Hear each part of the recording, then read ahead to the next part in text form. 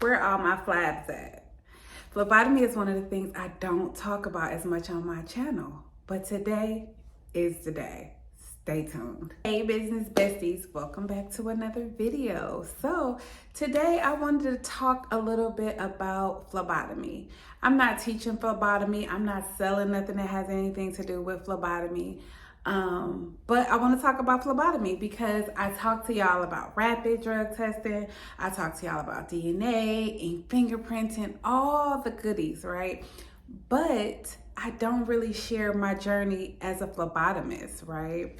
So today is the day and we about to talk about it. So I decided back in May to take a phlebotomy course because it's something that I always kind of thought about that I wanted to do. But once I knew for sure I was opening up a lab, it was something I feel like I had to do, right? I was not leaving phlebotomy services out of my lab. Hands down, period. It just wasn't gonna happen. So when it came time to finding a school and program that I wanted to do, I had to, I'm in Georgia, so there is so many programs, okay? And they range anywhere from $500 to maybe $3,000 for a phlebotomy program. Now you can find some maybe higher, I don't think lower, but either way I go, I started doing research.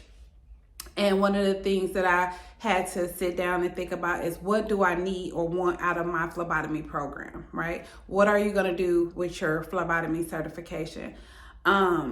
What I knew is no matter what, it's an entry-level position into the medical field. And I knew it's not a long program, so it wouldn't take too much of my time. I just had to figure out if I wanted to go to school for a couple weeks, if I wanted to go to school for a few months. Now, with my schedule, y'all know when I first started, when you opening up your business, you are drug in every which direction. So for school, I know I didn't have 2 to 3 months to get this program done. I know I could have if I really wanted to make it work, but it wasn't something I wanted to make work. I wanted to do a very short program because I knew what I needed out of my phlebotomy program. I needed the basics. I knew I was not fit to take my national certification and go and work into a hospital, or I kind of thought about lab for a little bit just to get some type of hands-on experience, but I knew either way it go, it wouldn't have even been long-term. But I knew for a fact I was not getting certified to actually go work in a hospital. My whole purpose of my certification was to include phlebotomy services to my lab. So I needed to know the basics.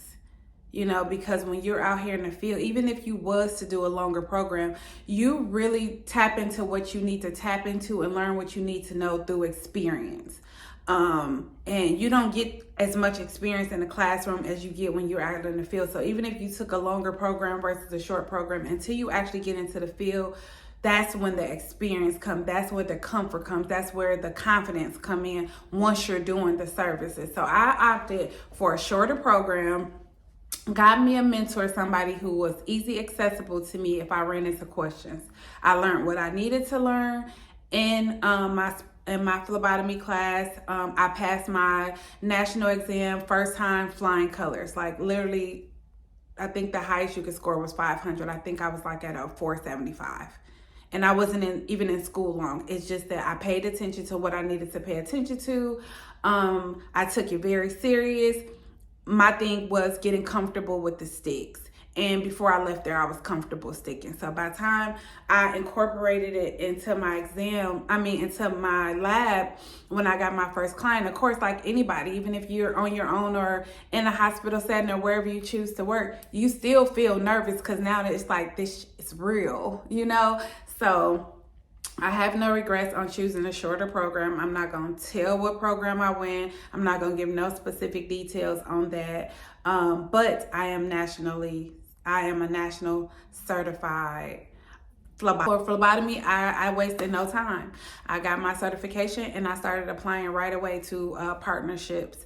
And some of the partnerships, I'll be honest, that I'm with, they don't send buku amounts of clients to me. But because you have multiple, then it all comes together. Now, another thing that I like about phlebotomy is it's always a need for phlebotomy. So you can easily get out here in the field and go to clinics, doctor's office, prompt cares, nursing homes. I mean, it's endless OBGYN offices, everyone, not everyone, but y'all know phlebotomy is big because one thing a doctor can't do is tell you what you got going on a lot of times without drawing that blood. We are the first point of contact. So even in a hospital setting, what they do, they draw labs. Sometimes they draw labs over and over and over again. But the doctor needs those labs to be able to determine what's next, what's going on. Blood work tells a lot. So phlebotomists will always be needed. It's definitely recession proof. So another reason why I had to add it to my lab.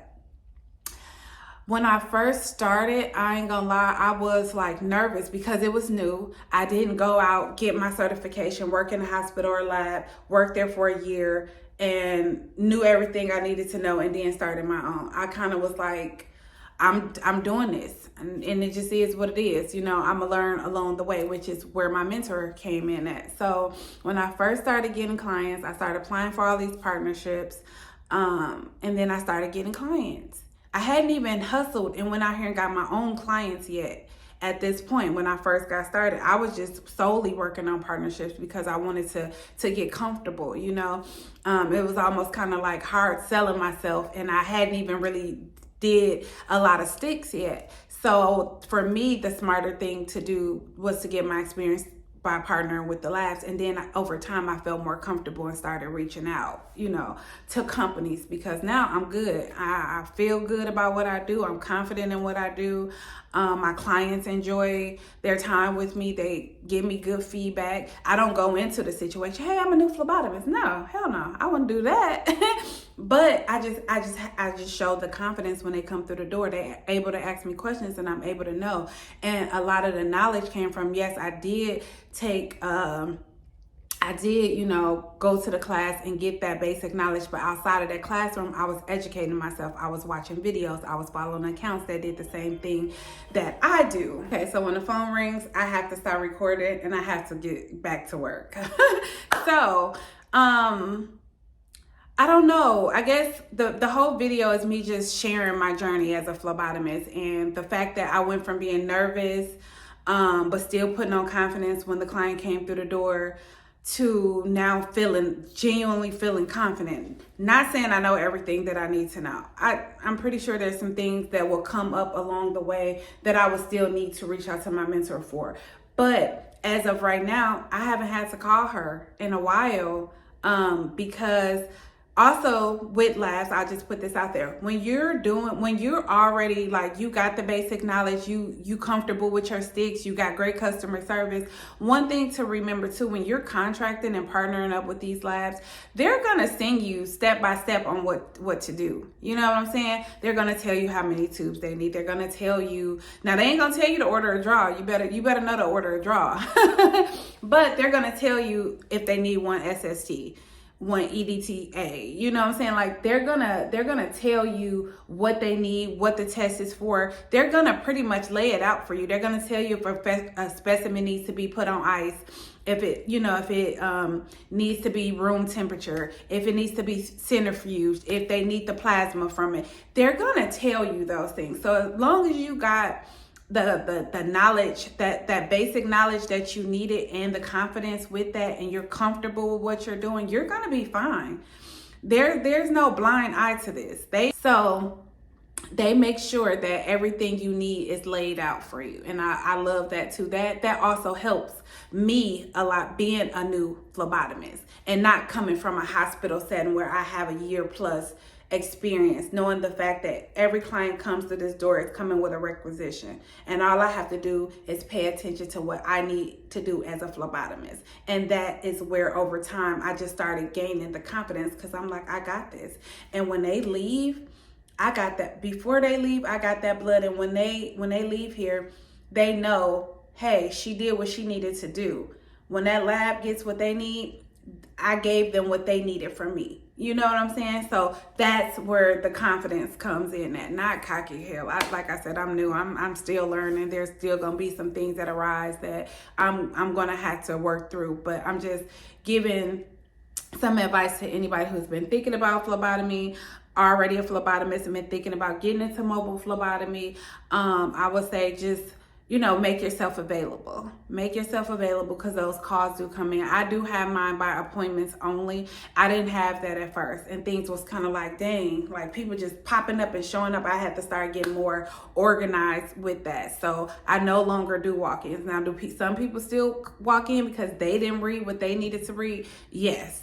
But if they do and I'm not here, that's not on me because you were supposed to book an appointment. And it just makes my day easier. Having great systems in place. Don't forget about your insurance. Please don't be out here sticking people or offering any of these services and don't have insurance. You need to protect yourself, okay?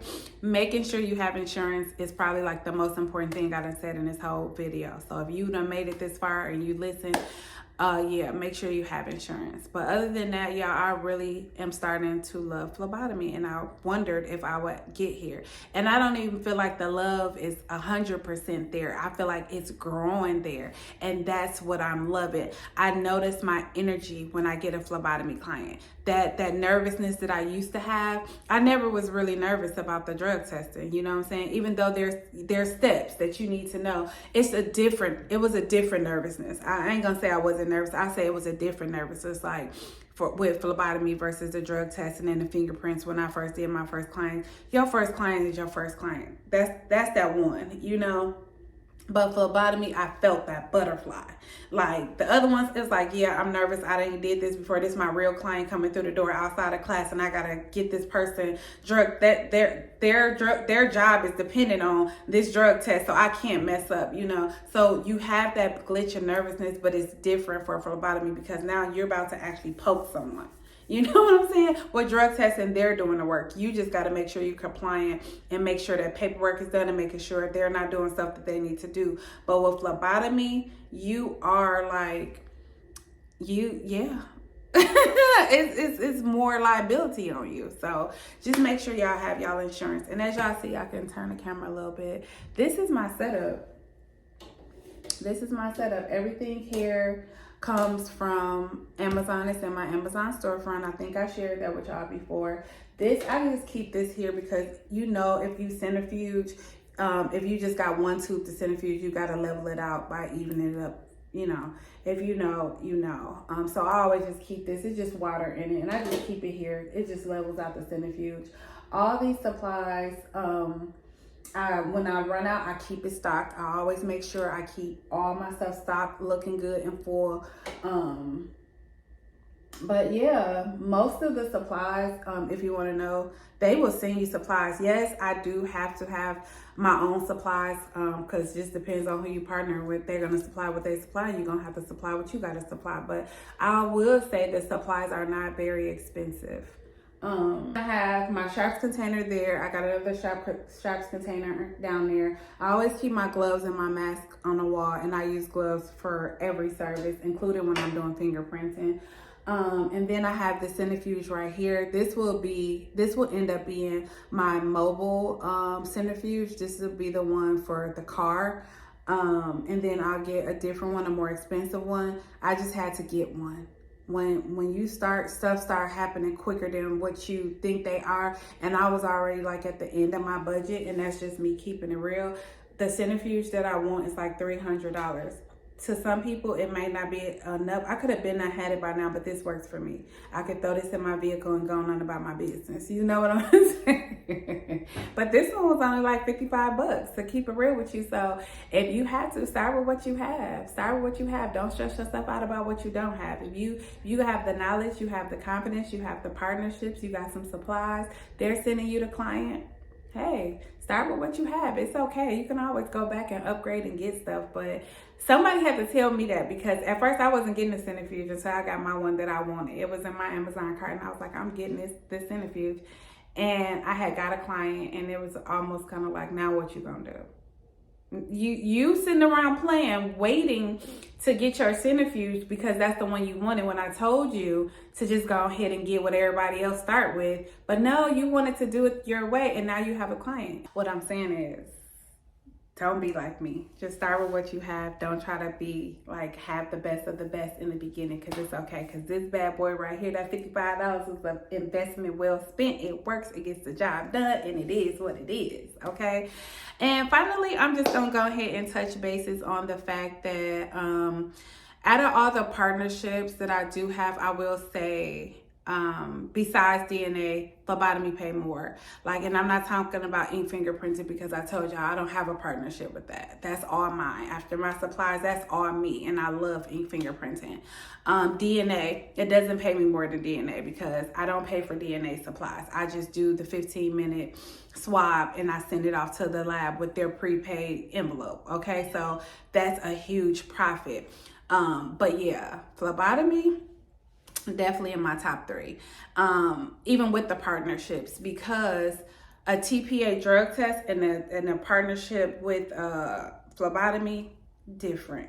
Same time frame, very 10-15 minutes, but the reward is a lot higher. So it's not about the money, because I actually enjoy what I do. But if we talking numbers, then we're gonna do a video. We're gonna have to talk a little numbers, because we wanted to make sense to y'all. So I told y'all TPAs, drug testing TPAs, they don't pay much. Phlebotomy clients, compared to my own clients, to a phlebotomy clients, it's almost kind of like half. Like me, I charge anywhere from like $55 to $65 just for a stick. For phlebotomy, they're paying us $35 to $45 for a stick. And if you need multiple tubes, the price goes up. Depends on how many tubes you need. Usually it's a standard, at least 4 or less, you know. You get $35 for that stick. And like I said, that's just some places. Some pay more than that. But it's the fact that I'm sitting in my office. Now that's not the mobile draw fee. That's just me sitting here, someone knocking at that door, coming in, and my supplies are paid for by the company. They come up with their requisitions, and I get a copy of the requisition. So everything is laid out to me. All they doing is sitting in this chair right here, getting their stick and leaving out the door. I'll take that. I'll take that. $35, $45. I'll take that. Mobile collections, you get more, because now you're traveling, obviously. You know what I'm saying? So now you're getting a little bit more coin, but you got to realize you're still putting miles on your car. Now you deducting from your gas that was in the vehicle, so you should get paid more for that.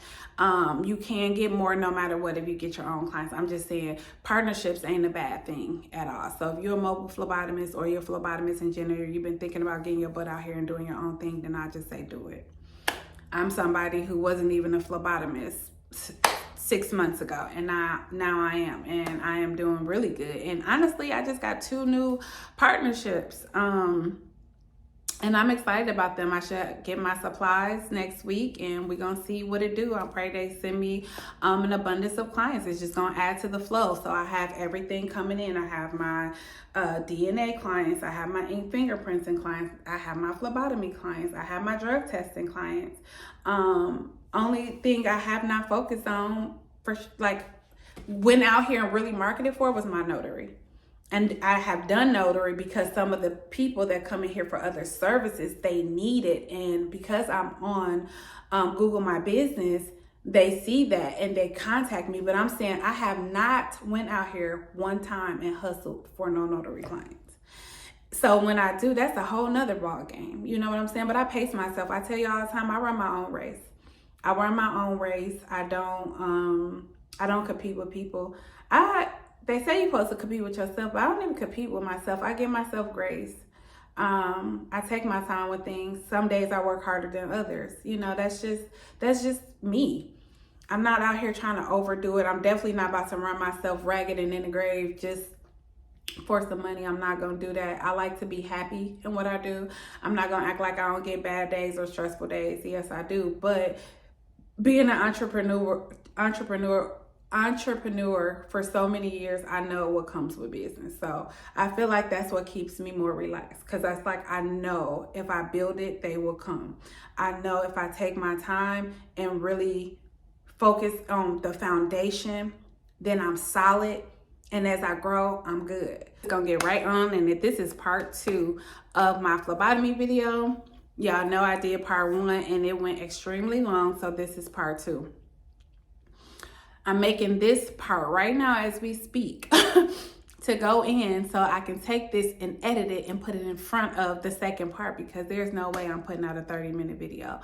I just feel like those longer videos don't do as good as my like 10, 15-minute videos. You know, I think y'all like the videos that's like 15 minutes or less. So me being conscious of that, I'm just making it into 2 parts, and it is what it is. So if shit seems like it's all over the place, it's because it is. But the information is out there for y'all, okay? So that's all that matters to me at the end of the day. So I'm gonna go ahead and try to figure this editing part out. And yeah, y'all gonna get 2 parts of my journey as a phlebotomist thus far. I hope this video is gonna help you. If so, y'all know what to do. Make sure you like, share, comment, and subscribe, and watch to the end. So I just take the good and the bad and I work it out. And I am not religious, but I'm very spiritual, and I keep God first, and I pray. I pray and I talk to God all the time. Like, that's my best friend. You know how like I have my business besties that I talk to and share with, but at the end of the day, that's where I go for my comfort.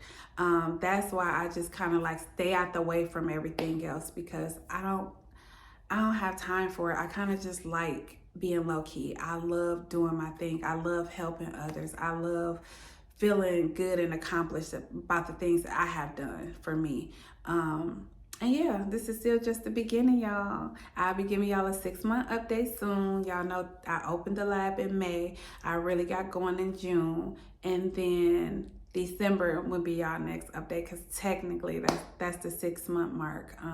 My goal is to not be perfect. My goal is to just share, and whoever gets it gets it. Whoever don't, hey, it is what it is. I'm not on here to like blow up and all of that stuff. Yeah, I get excited for the growth. Oh yeah, we almost at 1K, but at the end of the day, shit, even if we say that 500, that's really not the main goal for me. The main goal is to find my happy place, a platform that I can sit in my little corner, share information to the people who want the information, not have to worry about what's going on outside of this, and just stay focused, you know? So that's it. That's all, y'all. If you made it this far in the video, y'all already know what to do. Like, share, comment, and subscribe. Cut on your post notifications so you won't miss a video. And I'm going to see what I can do with this editing, and see if I can do this into 2 parts, or if I'm going to have to make this one long, drawn out ass video that nobody's going to watch because it's too damn long. Peace, y'all.